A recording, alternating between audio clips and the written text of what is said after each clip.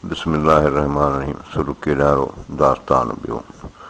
जहिड़ो लाई यज़ीद अलीअ जे औलाद सी कान पसंदे ईद हसन मीर हुसैन रे। हीउ यज़ीद खे मुखातिबात जहिड़ो लाई यज़ीद अलीअ जे औलाद सी अलीअ जे औलाद सां जहिड़ो न कर कान पसंदे ईद हसन मीर हुसैन रे। हसन मीर हुसैन खां सवाइ तोखे ख़ुशी नसीब न थींदी। जनी जहिड़ो काल अलीअ जे औलाद सी हाय तनी जे हाल जे जमायती यज़ीद जा। जनी जहिड़ो काल अलीअ जे औलाद सी जिन अलीअ जे औलाद सां जंग कई हुई हाय तनी जे हाल अफ़सोस उन्हनि जे हाल ते जे जमायती यज़ीद जा जेके यज़ीद जा हिमायती आहिनि।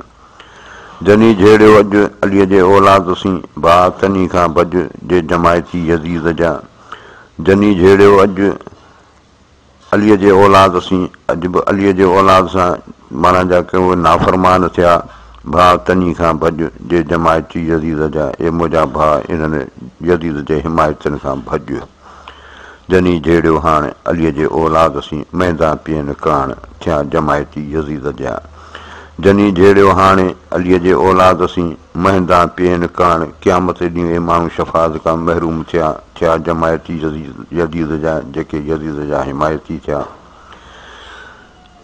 हाणे हीअ अॼु कल्ह या हाणे मां मुराद इहा आहे त हुननि जी जो किरदारु जेको आहे अॼु बि जेको उहो किरदारु अदा कंदो उन सां इहो ई असरु थियो। उहो सम्झो त यज़ीद जो हिमायती आहे।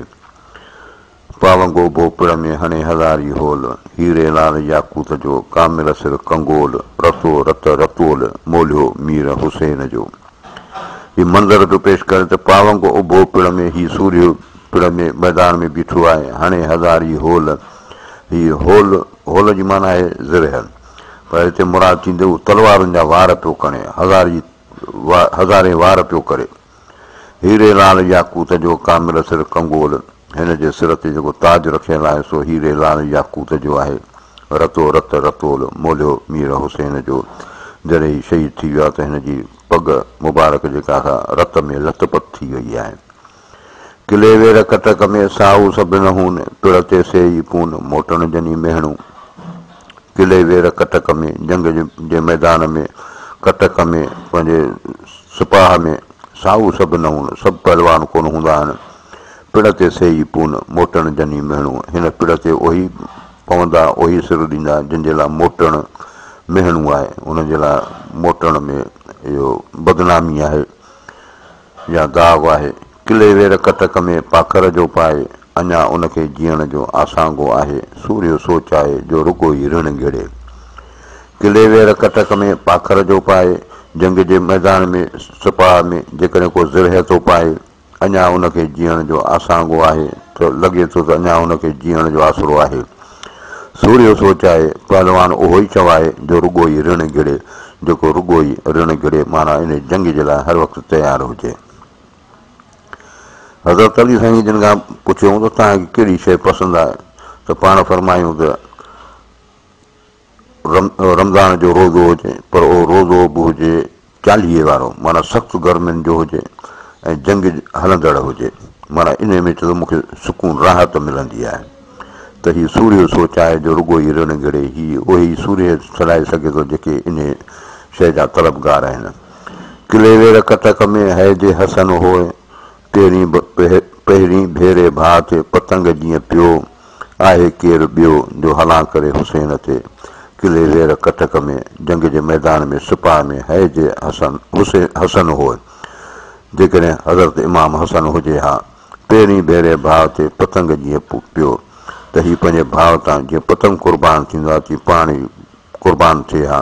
आहे केरु ॿियो जो हलां करे हुसैन ते कंहिंखे इहा ताक़त आहे जो हज़रत इमाम हुसैन ते हमिलो करे। हसन न आहे हुसैन वटि ॿेली न ॿाहूं साणे शहज़ादनि जो आहे अॻाहूं यज़ीद जुलाहूं तेला करिए तकड़ियूं। हसन न आहे हुसैन वटि ॿेली न ॿाहूं हज़रत इमाम हुसैन वटि हिन जंग जे मैदान में कोन्हे यानी ॿेली न ॿाहूं को ॿेली मददगार कोन्हे। साणे शहज़ादनि जो आहे अॻाहूं हिननि शहज़ादनि जो वतन तमामु परे आहे। यज़ीद जुलाहूं तेला करिए तकड़ियूं तॾहिं यज़ीद तूं हुननि ते तकड़ा हमला पियो करीं।